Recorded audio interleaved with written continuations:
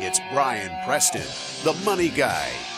So let's kind of start at the beginning and let's talk about what causes inflation. And then we'll dive a little bit into what inflation is. But before we talk about what causes it, we have to kind of define it. And so let's look out to the interwebs to see if we can have someone kind of help us understand what inflation is. By the way, to set this up, this video was released in August of 2020. I feel like that's good context because you'll be like, why is this person stating these prices? August of 2020. Like I said, life is coming at us fast these days. I paid $2.25 per gallon for gas. Isn't that We expensive? all wish. You don't really want to know what the price is going to be like in 50 years, son. Because of inflation? I don't know. Inflation occurs at 2 to 2.5% per year. So gas is actually $7 a gallon where I'm from. $7? Well, what about things like milk and coffee then? A gallon of milk, $11. Coffee, $6.70 a cup. So is there anything I can do? You wish. Expected inflation is actually healthy for the economy. Okay. We just gotta hope wages keep up with it. Wait, what was the price of your gas again?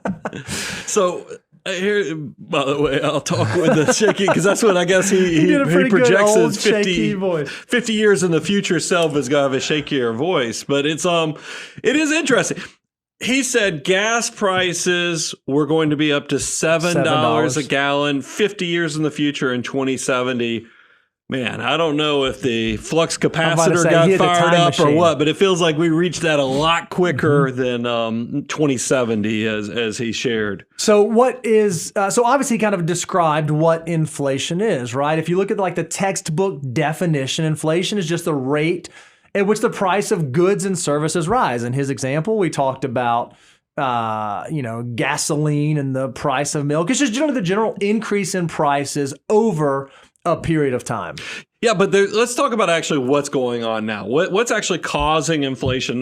Because I think we can make this much more digestible and understandable. The first thing is we were all cooped up during the pandemic. So we have held back demand, and now it's almost like we started a 100-yard dash, and we're all running and tripping over each other and everything else. So there is definitely increased demand, and the pandemic did not help by pinning that all up.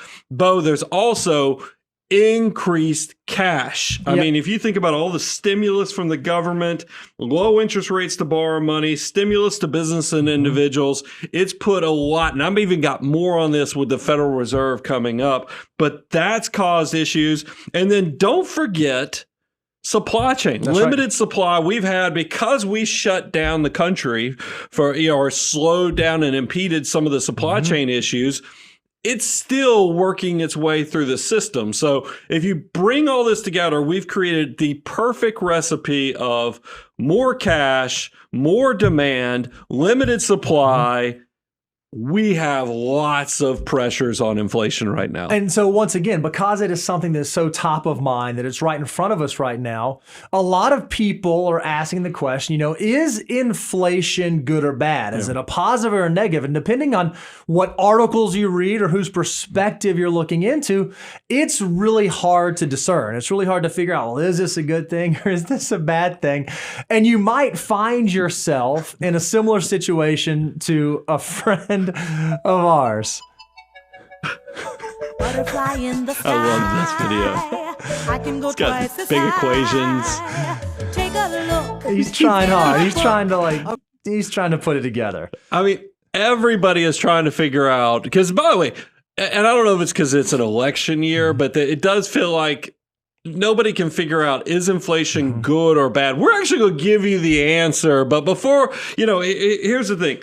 I think it all depends. So, Bo, put some color on this so people understand how do you determine if inflation's good or bad? Yeah, the truth of the matter is it can kind of be both, right? Like we think about inflation on things like gasoline. Nobody gets excited about that. None of us are happy to be paying more at the pump. So you would say, okay, inflation's a bad thing. On the other side, when the value of our homes increase or when our wages increase or we get increases in pay, that type of inflation is a positive. So we start thinking, okay, maybe inflation is a good thing. Well, the real answer is overall, it depends on a measure of the good parts of inflation versus the bad parts of inflation. So are the things that I want to be increasing at a greater rate than the things I don't want to be increasing, like fixed expenses or variable expenses? It's kind of like when you're setting up a math equation. It really depends upon what the divisor or the base that you're coming from. And wages seem to be a big part of it. And we found a tweet that kind of shows and brings this back into context. It says, by the way, is this too soon? Is it too? I don't know. I hope it's not too soon. We got a tweet here. It says, when you get a 5% raise, but remember inflation is 7.9%. And then, of course, we've got a before and after picture of Will Smith. So like I said, maybe a little too soon. Maybe a little too soon. But I think a lot of people have found themselves in this position where they get excited about, oh, my pay went up or this thing changed or this improved. But then when you actually look at it, the cost of the things you need to buy or the purchasing power of your dollars is not as great as you thought it was. So you're actually losing money. That's how you can tell, guys, good versus bad purchasing power. So money coming into you versus money going out. Obviously, if you have more coming into you, that's a good thing. More going out and that purchasing power being eroded is a bad thing. So let's actually see what the data, and we even wanted to put some historical context on this. Last time we had high inflation, Bo, was late 70s, early 80s. What happened to wages versus inflation back then? Yeah, so if we look at this period from 1972 to 1983, the last hyper high inflationary environment that we had, you can see that wages grew by an average of 9.9% per year, but inflation actually averaged a little over 12%. So over that, what's that, 11 years? Over that time period, the purchasing power of your dollar was decreasing. $1 was not keeping up with the cost of the things that you needed to buy. So it was a negative. You would say that inflation was harmful, at least in terms of purchasing power during that period. Yeah, and I think historically, looking back, we definitely all, even the history books and everybody is like, yeah, definitely a negative thing. So fast forward me now to where we currently are in this market. So if you look at when inflation started to ramp up, right there in 2020, and we just measure inflation from 2020 through 2022, again, this is a much shorter time period.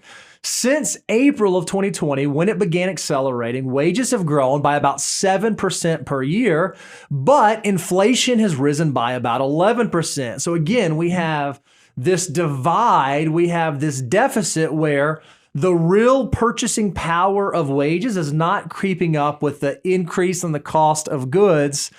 That's not a great thing. I think in net effect, that's why most Americans right now feel like they're getting a pay cut, even if their wages are going up, are increasing. Yeah, now, in full disclosure, this is a little unfair is that we have such a small window of time That's here, right. 2 years that we're looking at versus that 11-year period back historically.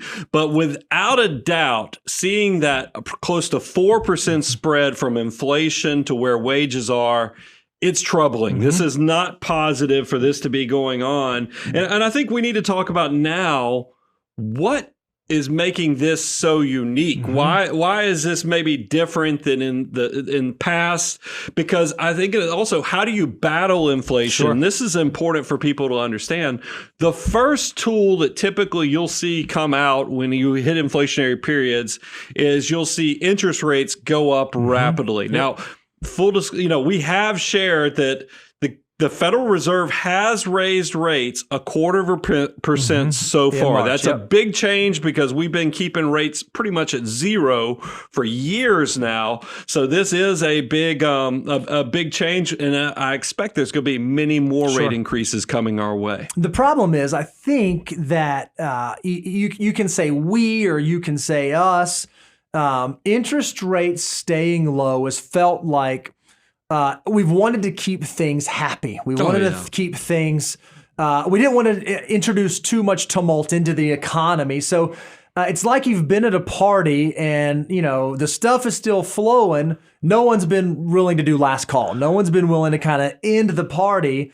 And because of that, I'm worried that, we've gotten into a little bit historically where we could have combated inflation. Now we're going to have some issues trying to rein and reel that in. You're being nice. I am being kind. We are drunk on low interest rates. I mean, think about how we've all gotten to the point where whenever anything bad happens in the world, we look over at the central bankers and go, hey, you go open up that bar again, because we need to keep those interest rates low. Yep. We need to keep it flowing. We have, and here's the problem with this. You've heard, I think it was Sir Richard Branson. I mean, he's the one that kind of gives the quote from, drinking alcohol is borrowing happiness for tomorrow. I do feel like you can make the same analogy. We're at this drunk, low interest party, and we are stealing some of that growth from tomorrow by the fact that we're not willing to make some of the hard decisions to address this. And so the question is, why are we unwilling to make some of those hard decisions? Well, central bankers, it seems,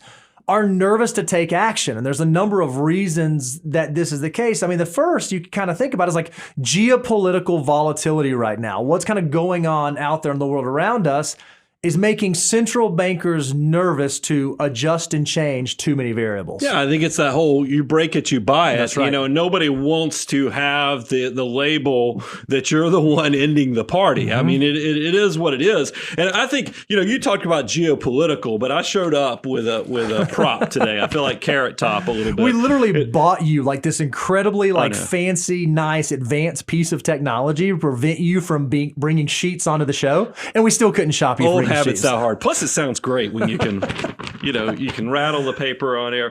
Think about the Federal Reserve's balance sheet. If you want to know how much money has been dropped into our economy, consider that in 2019, they listed assets and liabilities on the Federal Reserve's balance sheet at $3.9 trillion. Okay, that's big. That's a big number, right?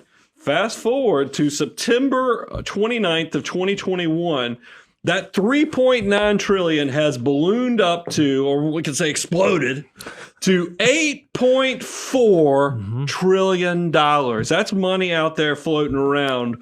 Wowzer. Yeah, and so I don't think this is, this is obviously the Federal Reserve balance sheet that we're talking about, but this is not an isolated issue only to our country, only to our economy, only to what's going on in our country. If you kind of look around the world, we have a large portion of developed countries that are in sort of a unique spot. But again, if we're going to talk about where they are now, perhaps it makes sense to look at where they were historically. So Daniel put this together. This is from Statista. If you look at the debt to GDP ratio by country in 2011, so a little over 10 years ago, you can see that the US was at about 80% debt to GDP, France was at 88, and there were two countries that were above 100, Italy and Japan.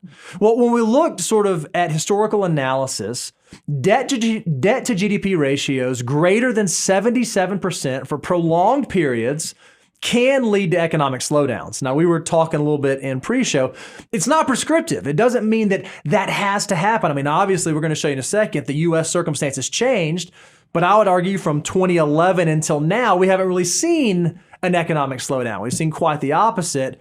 However, it does seem like maybe this cannot quite last forever, especially if we stay on the trajectory that we're on. Well, here's the thing, and I've said this on the show, and this is why I love that we are doing advanced level training for all the financial mutants out there, because nobody else is sharing this stuff, the why behind inflation. I mean, to the point that we're showing slides of GDP compared to debt. Who does that? Financial mutants do it. And here's what I want you guys to understand, and this is what I think gives a lot of perspective.